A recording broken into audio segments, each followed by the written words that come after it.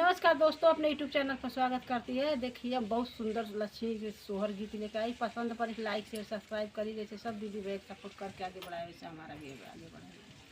ओढ़ी पहिरी बवरनी काढ़ेली सासू से अरज करे हो, ए सासू लाई दे तू गल सादिया नावा लक्ष्मी पूजा कर हो, ए सासू लाई दे तू कल सादिया नावा लक्ष्मी पूजा कर हो।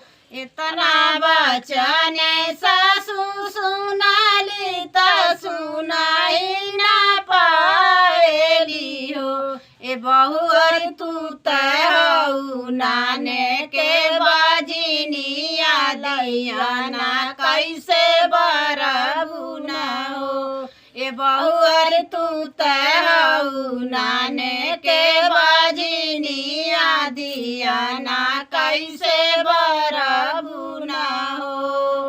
इतना बचन बहुअर सुनाली त सुनाई ना पाएली हो, ए ललना दावली जलिया पाने महालिया सुसुकिया सुरोएली हो, ए ललना दावली जलिया पाने महालिया सुसुकिया सुरोएली हो। रोई रोई गुना गारेली लक्ष्मी के मनारेली हो, रोई रोई गुना गारेली लक्ष्मी के मनारेली हो, ए लक्ष्मी बतिया के करना विचार सासू बिरही बोलेली हो, ए लक्ष्मी बतिया के करना विचार सासू बिरही बोलेली हो।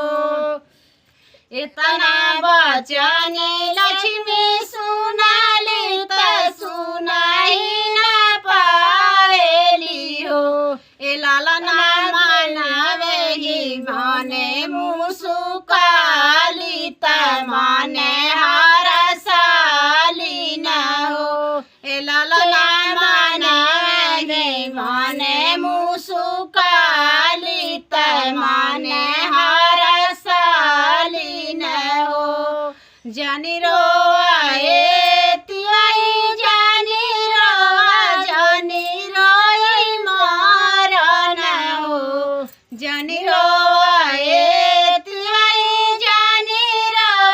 जानी रोई मरन हो, ए तिवाई अगले मौसा होरिला होइया त दियाना तू ही बरिया लक्ष्मी पूजा करिया ना हो, तिवैया गले मौसा होरिला होइया त दियाना तू ही बरिया लक्ष्मी पूजा करिया ना हो।